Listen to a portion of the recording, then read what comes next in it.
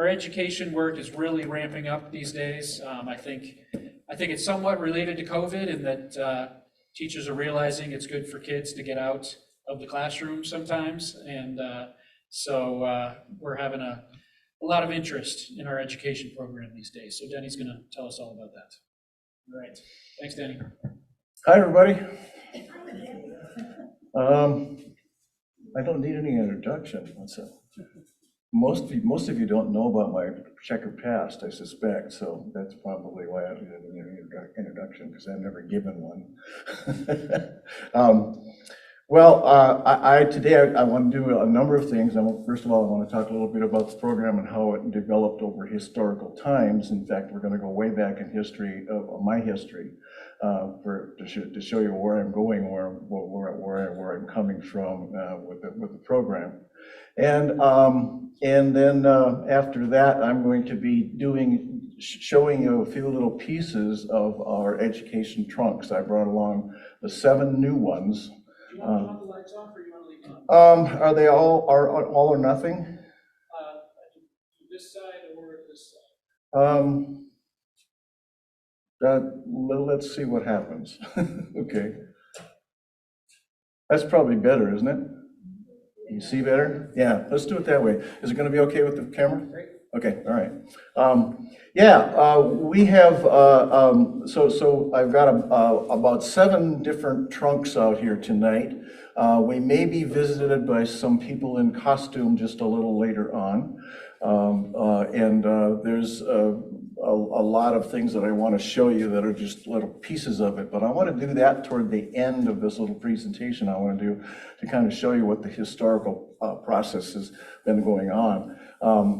In the audience tonight, by the way, we have one of my predecessors. Lisa's back there, Lisa Flowers, and she was in this position just before I was, and then headed for Tejas to spend some time down there.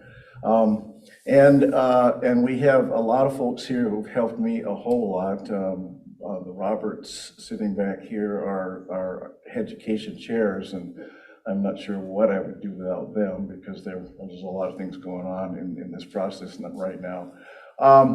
Becoming a kid again has to do with you guys playing with those things toward the end of the program, okay? I want you to hang around, and I want you to go up there and go play with some of this stuff, and I'm going to just be explaining very few things, so you're going to have to explore just a bit. But starting from the beginning, well, not exactly the beginning, because I'm really, really old, I have multiple personality disorder.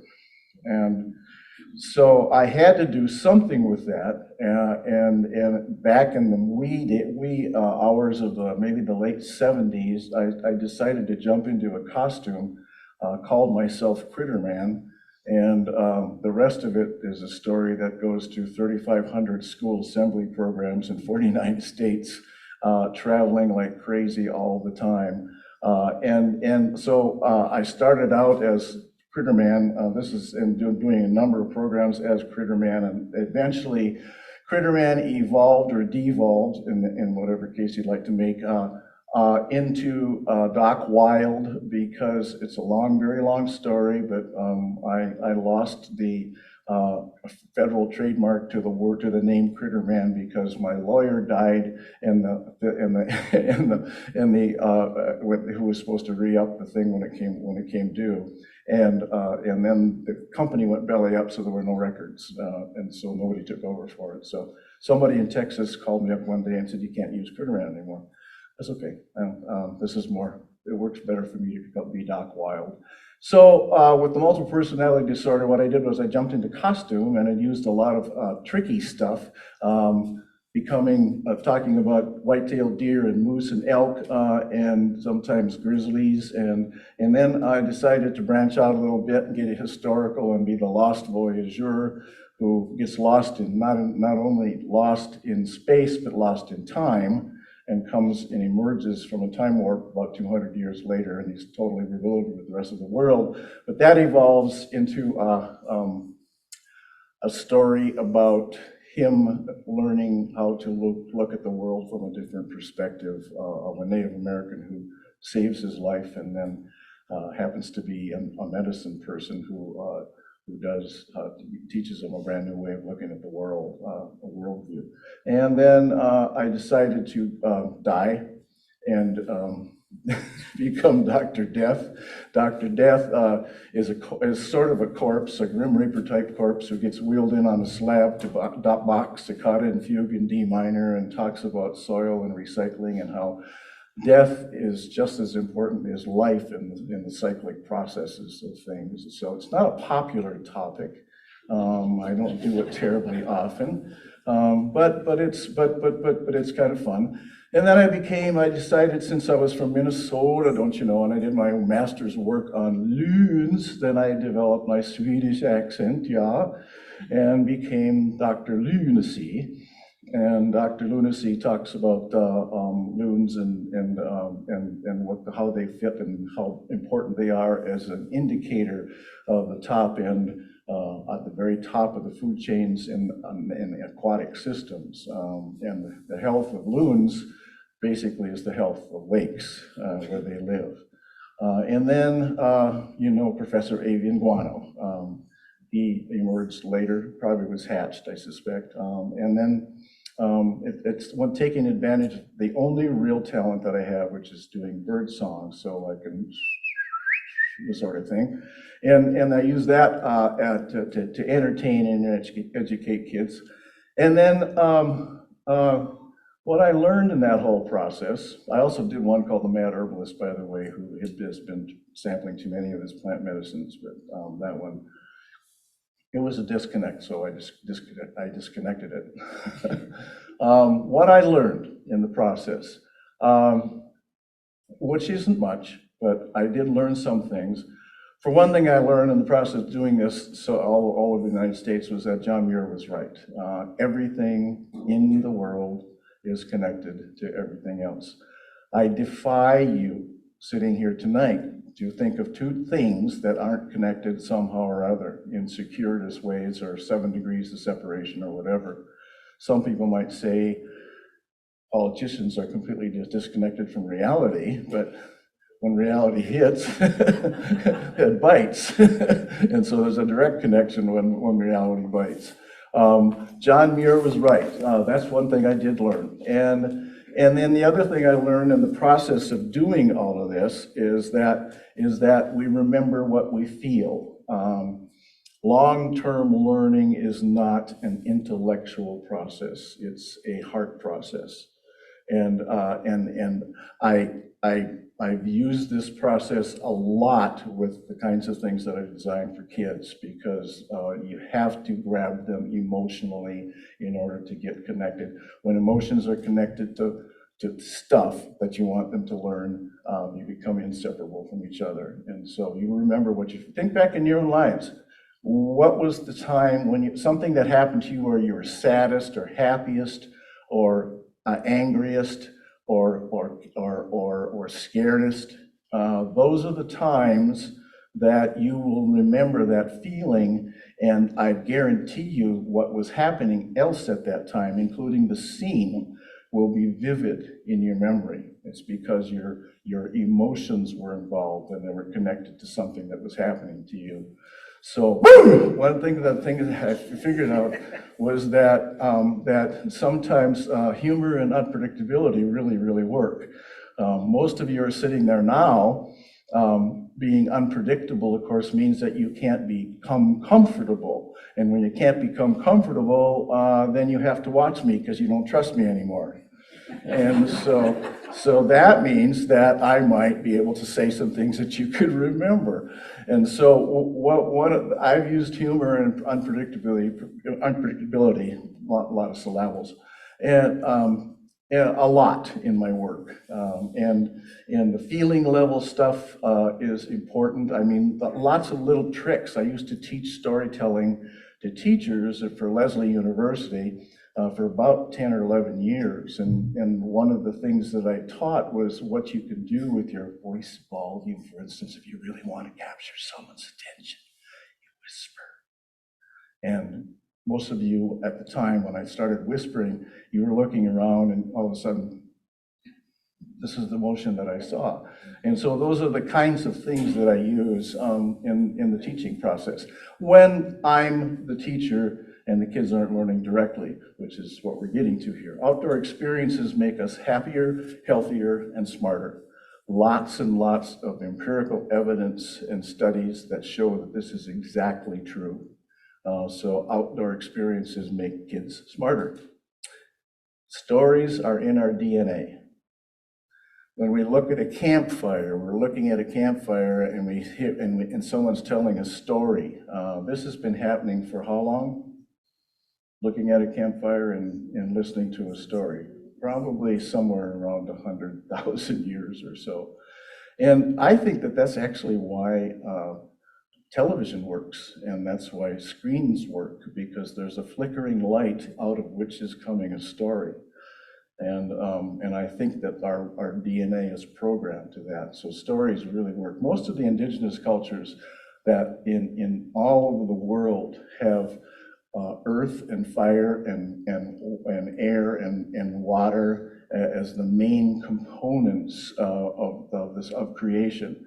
But most of the indigenous cultures also include stories as one of the main ingredients. Because without stories, without what happens, none of those four things make any sense except for the relationship between the fire and the water and the air and whatever. Does that make sense? So stories are really, really important. And direct experience is always, in my opinion, better than abstract experience.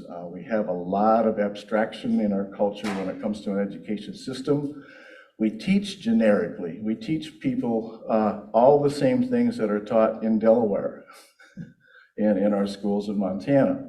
And that's okay if you want to move to Delaware. And that's okay if you want your kids to move to Delaware and leave here.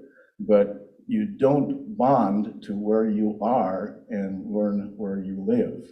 So that's so basically the FAS mission, the Flathead Audubon Society's mission is pretty easy to understand. Where does what I learned come together with the mission? Well, conserving natural diversity. Obviously, that's one of the front things on our mission statement. Educating and advocating at the same time, advocating carefully, of course, and collaborating with other organizations, Witness Flathead Land Trust and Lakers and us, and DNRC going for a conservation easement for own sour wine, and then serving our community.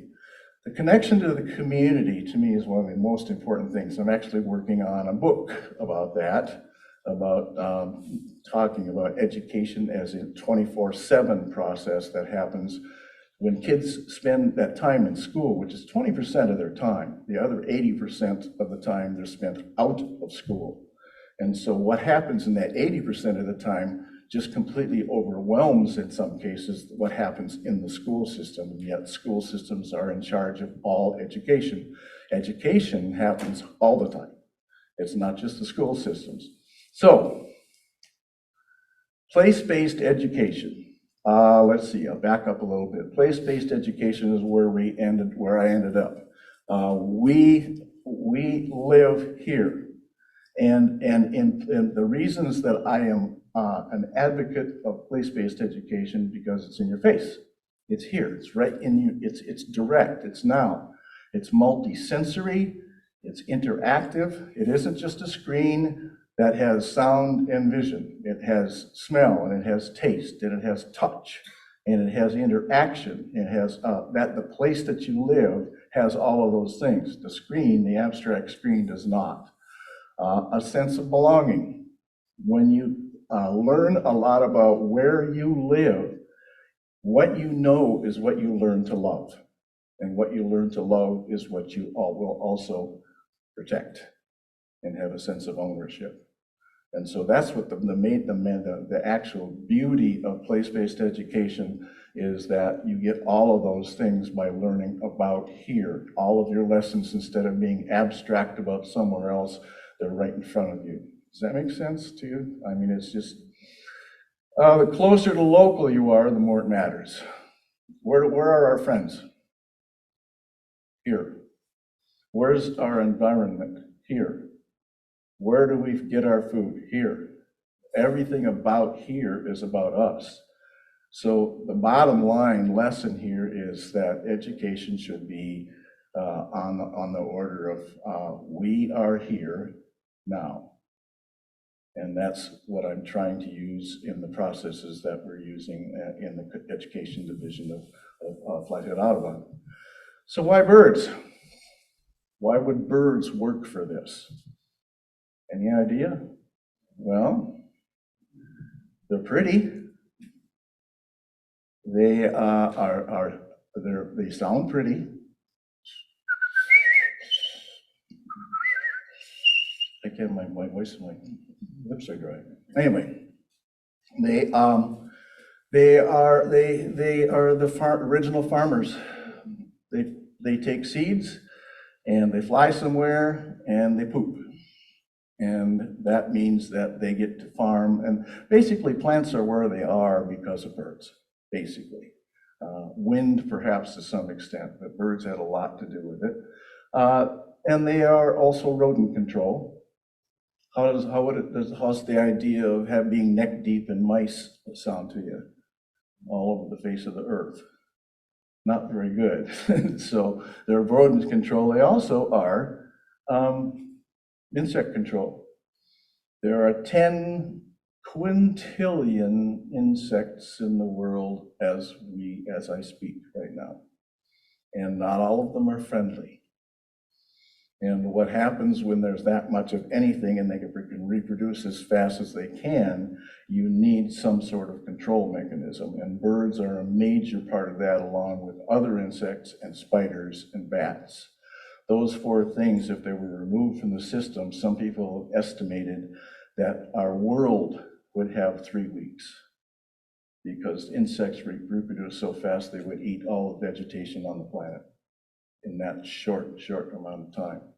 So that's pretty scary. So it's pretty important to have birds around from that perspective.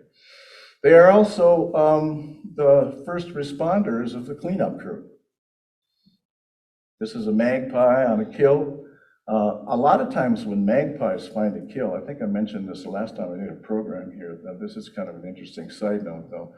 The magpies are smart birds, and they find an elk that keeled over out in West Valley, right, in the herd, and it just keeled over and died. Nobody killed it, so nobody ripped it open. So they don't have a strong enough beak to poke through that elk hide. About the only thing they could probably eat would be the eyes, and that would be about it. So what they do is they will fly over to find somewhere, fly to find a coyote or a wolf. And when they find a coyote or a wolf, then they fly and they bounce off of their heads and get them really ticked off until the wolf starts to chase them. And the wolf chases them for a while, and the wolf gets tired of not being able to catch them, and they come back and they bounce off the heads again. So they keep harassing this poor mammal until they lead it back to where this elk has died. And the wolf goes, "Oh, that's what you were trying to tell me." And the wolf rips into it, and then the magpies can eat. So that's classic intelligence of those birds that are first responders. And they're the top of the food chain. When birds are reproducing and raising chicks, and the chicks are fledging and they're healthy and they leave on migration or they stay around for the winter, you know that everything under that particular bird's food web is healthy. Because if there was any weakness anywhere in it, you would not have birds and bird reproduction. So that is an extremely important thing. They are indicators of a healthy environment. If the birds are doing well, we are doing well. They're inspirational. How many artworks have been done about birds? How much music has been done about birds? When a wood thrush goes,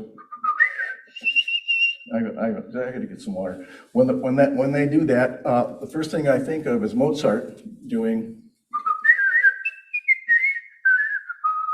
in the opening line of one of his sonatas. So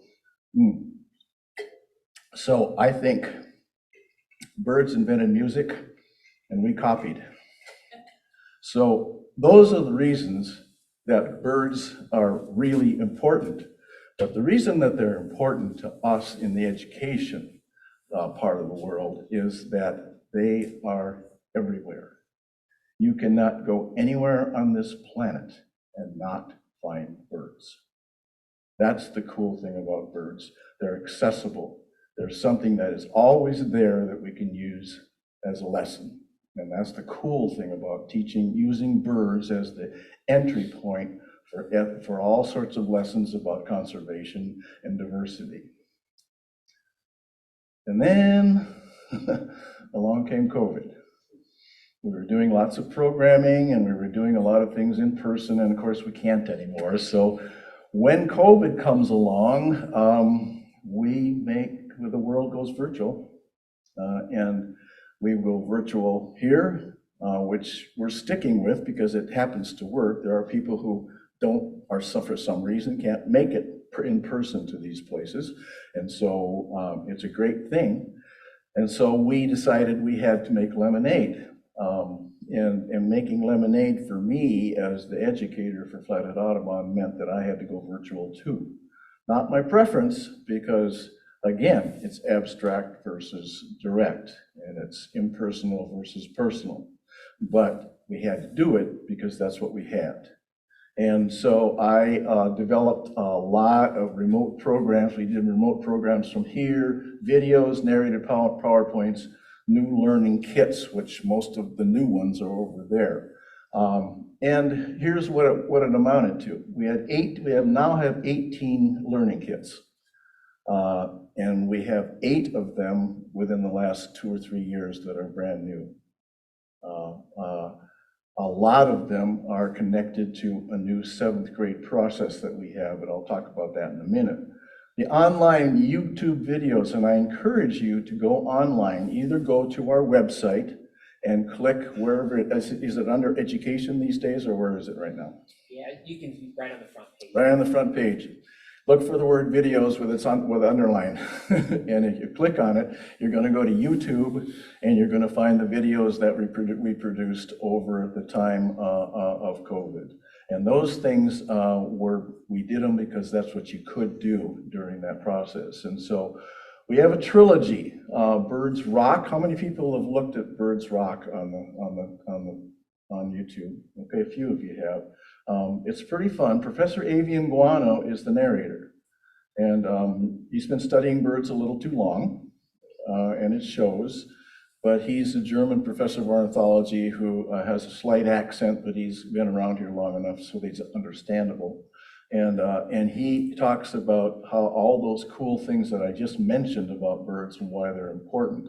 And then Bird Trouble has to do with what's going on in the last 50 years and what the future prospects are for birds. In the last 50 years, since the first Earth Day, we have lost 30% of our birds in North America. That's a third for practical purposes, gone. And so something's going on here. A lot of it has to do with habitat loss. A lot of it has to do with towers, glass, flying into glass. There's all sorts of pesticides and all sorts of other things.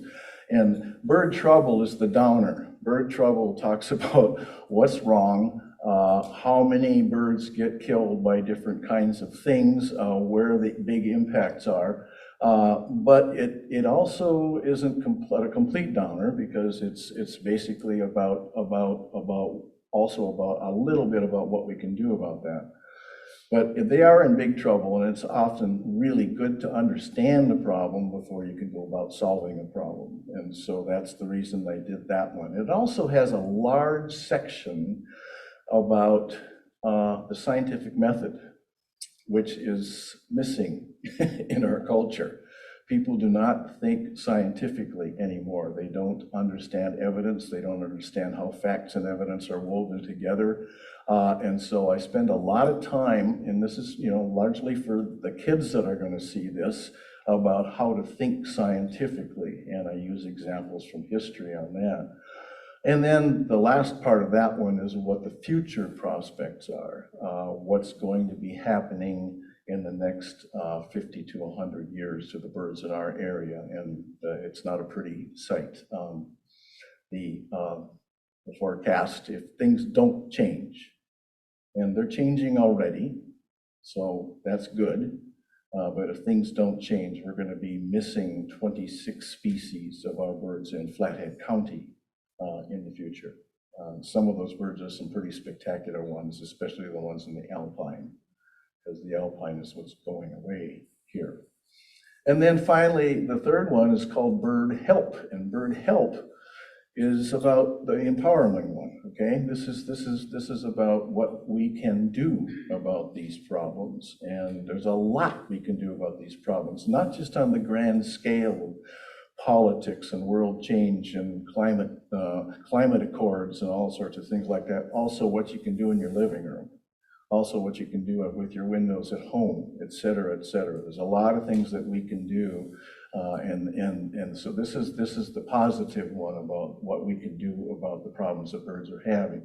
The next stretch of time, I did another one called Learning Bird Songs, where I whistle a lot of different bird songs, but it's about a system that I've developed for learning songs of birds and remembering songs of birds.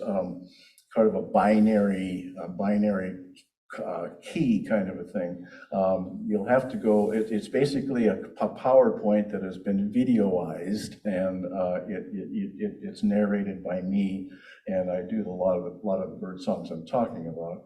Natives Rule is not quite done yet, but that one is about the relationship between native insects to native plants, who they eat, and to native birds who eat the insects. And so that one is about, it's sort of related to bird help, because I talk a lot about planting natives and encouraging natives and getting rid of non-natives in properties that we own and properties that are public. And so it's really important, because birds get nothing, literally nothing, from non-native plants, because there are no insects that eat them, and there are no birds that eat those insects. And they time like chickadees need about 3,000 caterpillars to raise a brood. We think that we're busy as parents, right? 3,000 caterpillars back and forth and back and forth and back and forth.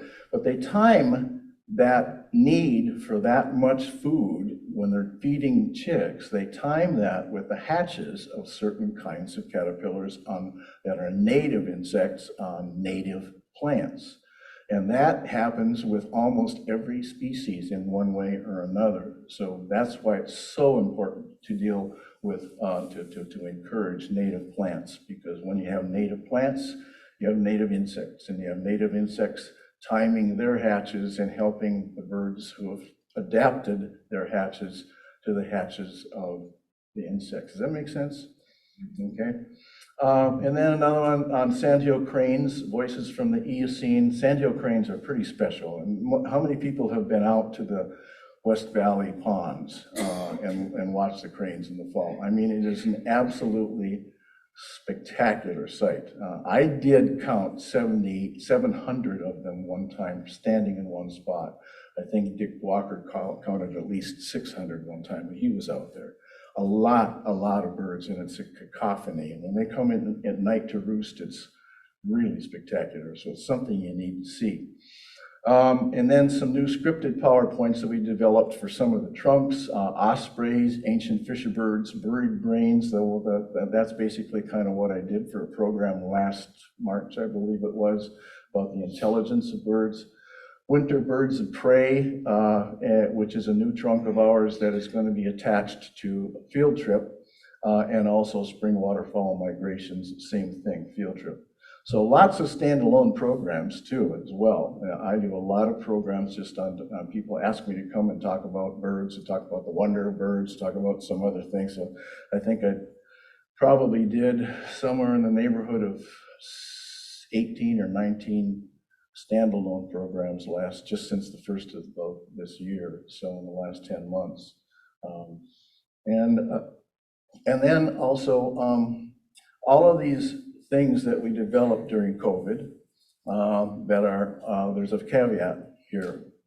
My rule for myself was that they had to be hooks, so that would hook people and move them to the outside.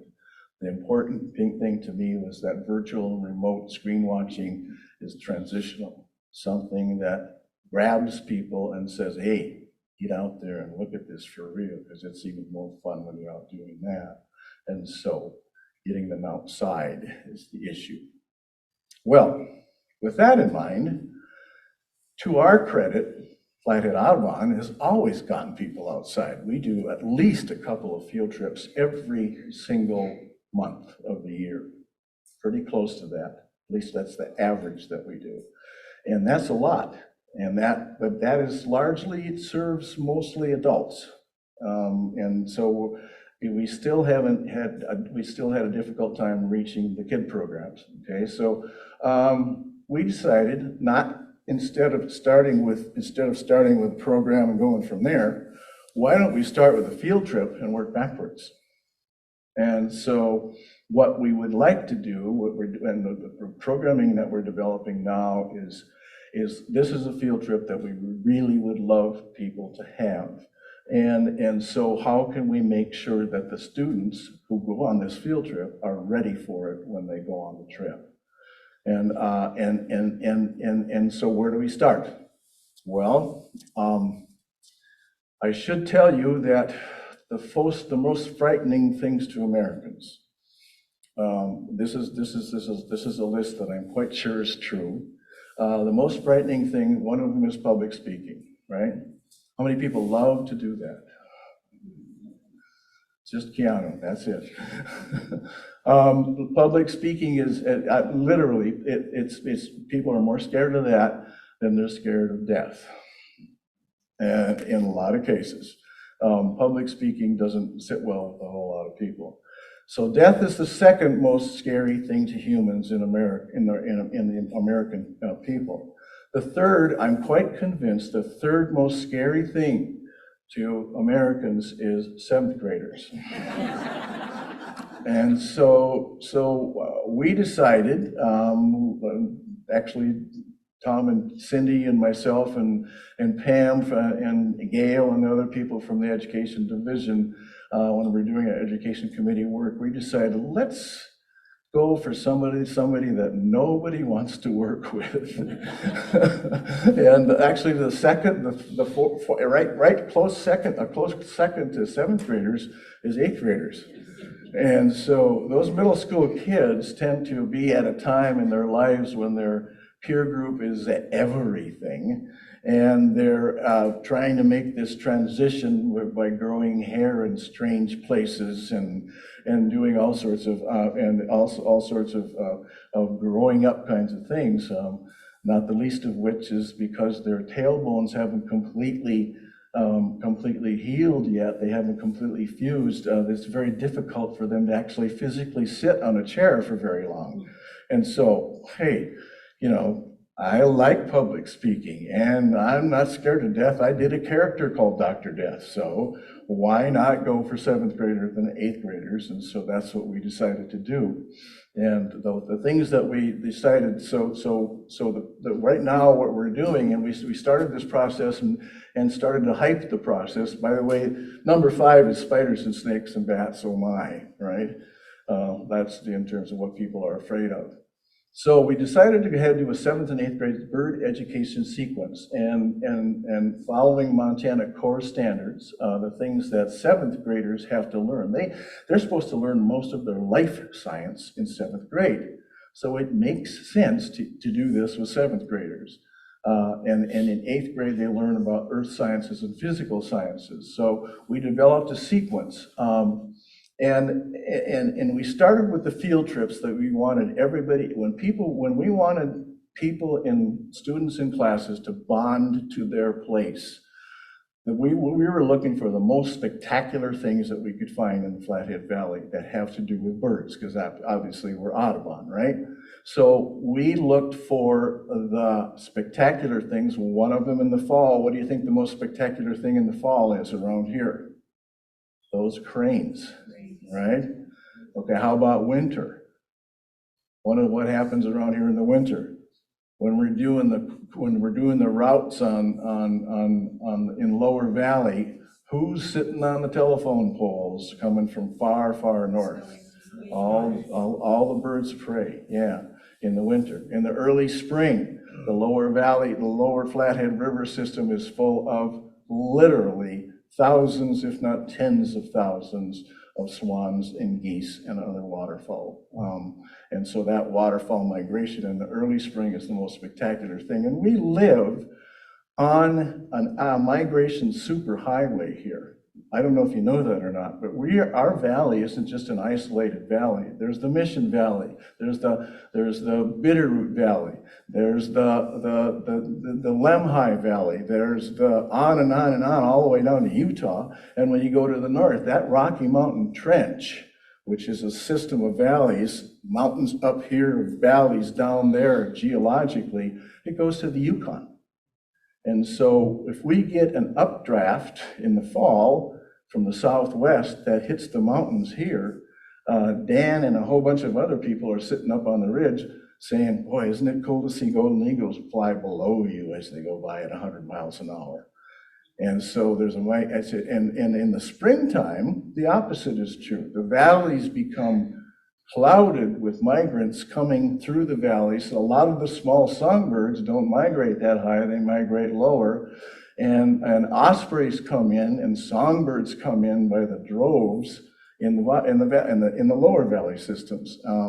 And so that is the late spring spectacular thing here, is that songbird and migration and the ospreys arriving right in town for practical purposes. So we have 4 field trips: West Valley cranes, birds of prey, waterfowl migrations, late spring.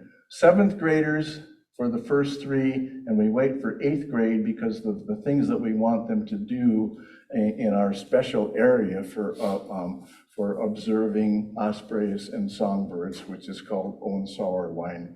And I'm still going to use the words natural area, but I have to use no capital letters these days.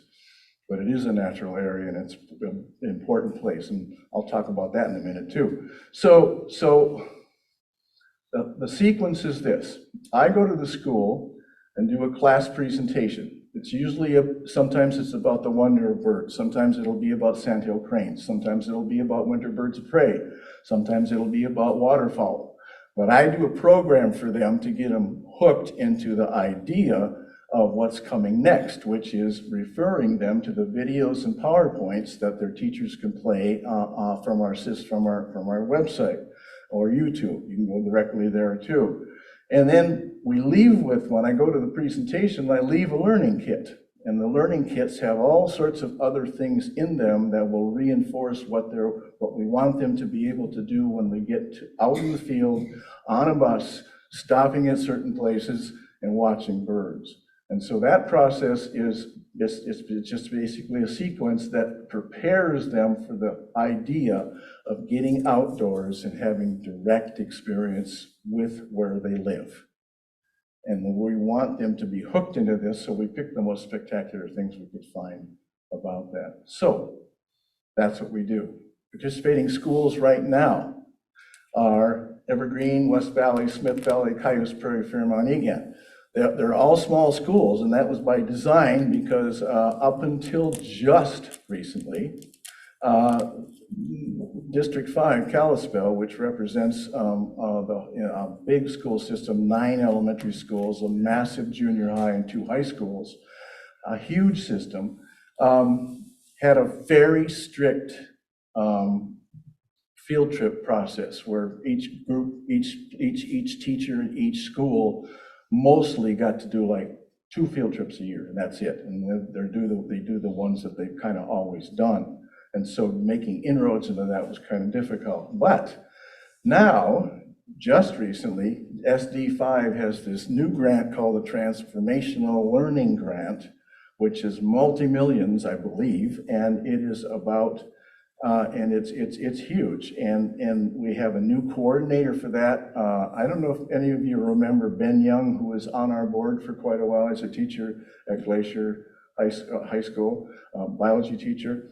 His wife, Chow, is the coordinator of that new process, and she has been actively soliciting people who can get people outside, out of the school.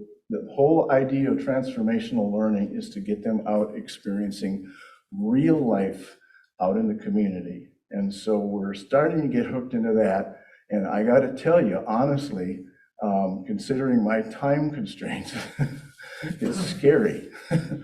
It's scary because we have an opportunity there to get a good chunk of the 16,000 students that we have in Flathead County into a program that they're getting outside a whole lot more than they have.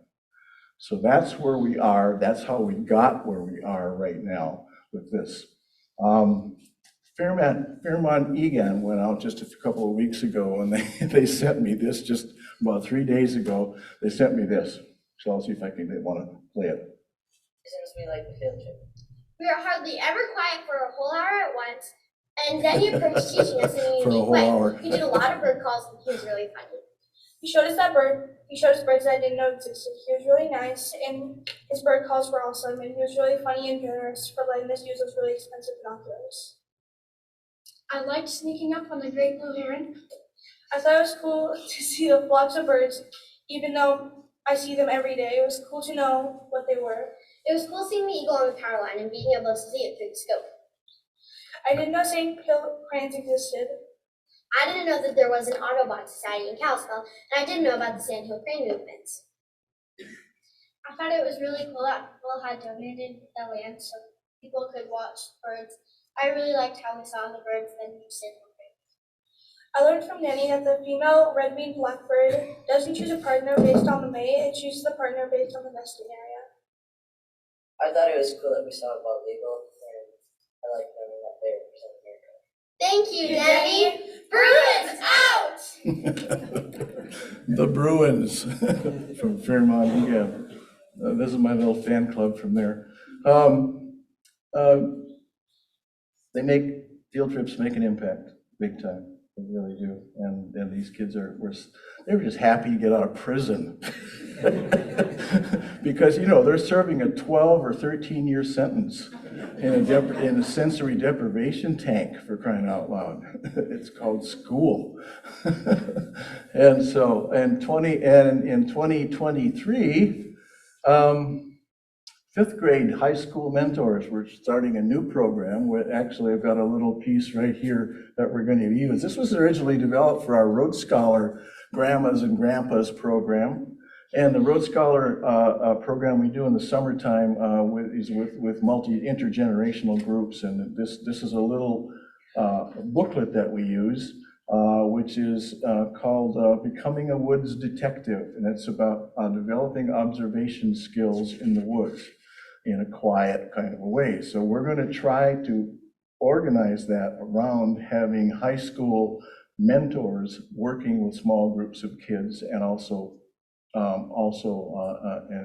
doing the activities in this book, and having the mentors teaching the kids and showing them how to behave in the woods.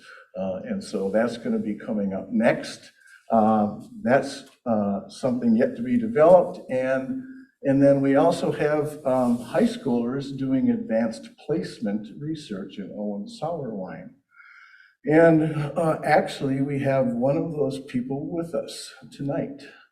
And his name is Keanu Ung, and he is coming up here to talk a little bit about what his projects are for this year. Keanu. So, let's see, top button. Hello? Nope, not quite yet. Push and hold. Hello, hello. Alrighty, so I am the sixth most scary thing that Denny neglected to mention. I am a high schooler, so. And I am not just a high schooler, I am also a nerd to the truest extent. And in doing so, I have found a place where I can nerd all over the place. And that is Owen Sauerwein, where I'm going to be doing a lot of research regarding trees and plants and how they interact with birds. First off, let's I will be working with cottonwoods and how they interact with deer populations because, good Lord, deer love to eat everything. And looking at how those deer are impacting young cottonwood and their growth. Because cottonwoods have had a very difficult time recently in their new growth stands and achieving new sapling levels. And so looking at how deer exactly will impact these, well, the growth rates of these young saplings will definitely give us a greater insight as to how these trees will grow and change over time in response to changing environments. I'll also be handling the young buckthorn, an invasive species within Owen sour wine, and looking at the succession rates and what happens when you take this invasive species out. As many of us, some of us in the audience, came out on October 1st to go work in Owen sour wine, and I thank you for that incredible work. We removed a ton of buckthorn. And in doing so, we hope that we will be able to see what happens when buckthorn is out of an area and see if native plants will come back or if buckthorn will just take over again. And so aside from science projects, I am also an artist. And so I will be working with Denny also to help portray the silhouette of various raptors from a sitting position.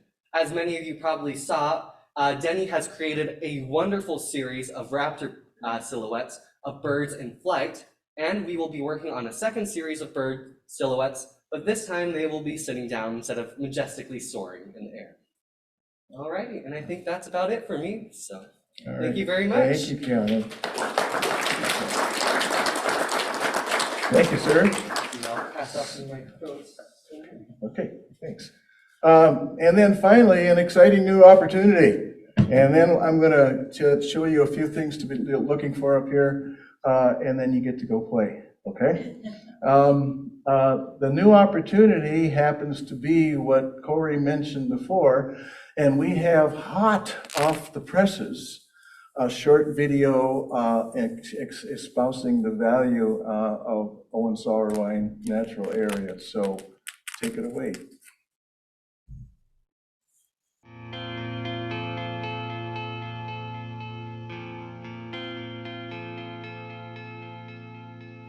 We have the opportunity to permanently protect 442 acres in the heart of one of the most complex sections of the Flathead River, a braided area including islands, sloughs, wetlands, and riparian forest, just east of Kalispell. This area, known as Owen Sour Wine, is ecologically diverse, with large cottonwoods, shrubs, snags, and downed woody debris, which provide excellent habitat for birds and wildlife. Owen Sour Wine also borders lands protected by government agencies and conservation easements, and connects to over 12,000 acres of conserved land along 50 miles of the Flathead River and Lake. This network of undeveloped open space and natural habitat is used by lots of wildlife, including grizzly bear and a large number of birds. This area we've counted so far, we've been keeping track of the species we've seen over about a 20-year period, and we've got 156 so far, and there's probably more than that. The other thing is that this area has also been designated by Montana Audubon as an important bird area, which is an official designation for areas that are especially good for birds. Owen Sour Wine also borders a mile of the Stillwater River, over a mile of the Flathead River, and at least 1.3 miles of intertwined channels connecting the two rivers. The riparian forest and wetlands along these waterways help sustain the integrity, healthy function, and water quality in both rivers and Flathead Lake. The property is also a community treasure.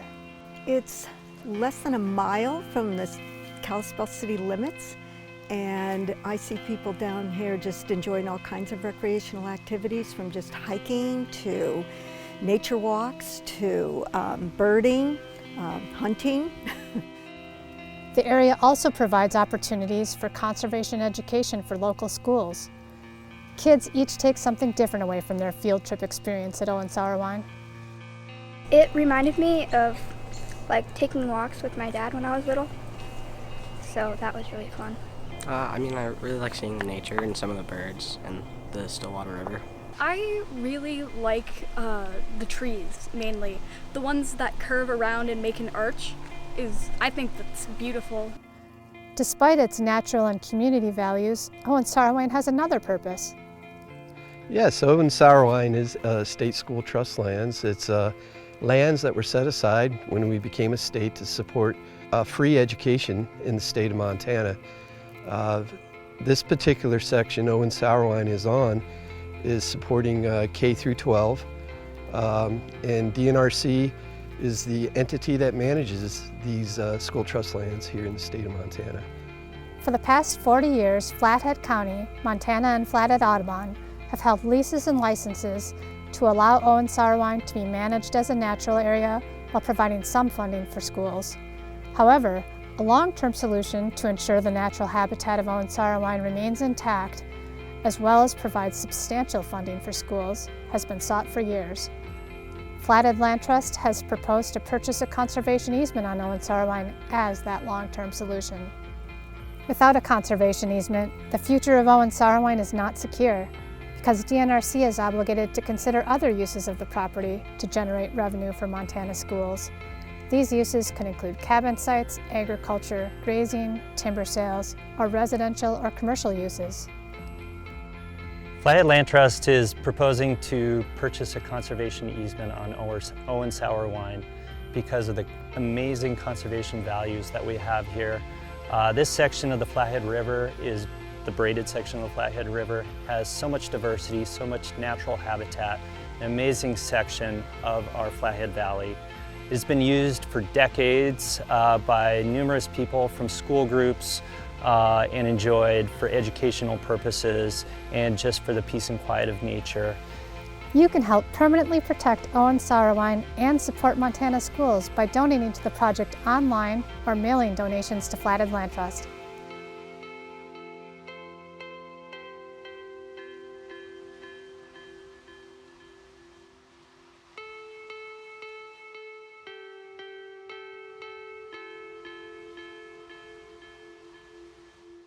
We are going to, you have to understand that this is a rare environment. It is literally, Sally said it's within a mile. It's actually within an eighth of a mile of the city limits of Kalispell. It's right here. It's accessible, and it's perfect for education. It's 442 acres.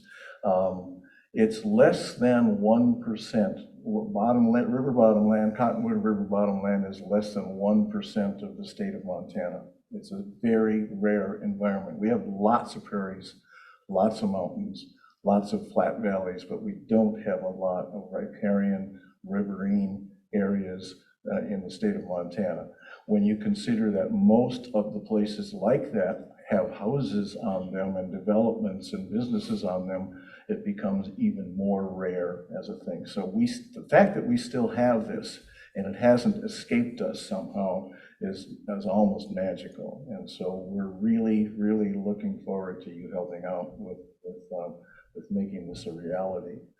It's going to be a very cool thing, and we're going to protect the land, and we're going to protect the minds and hearts of our kids by using that land.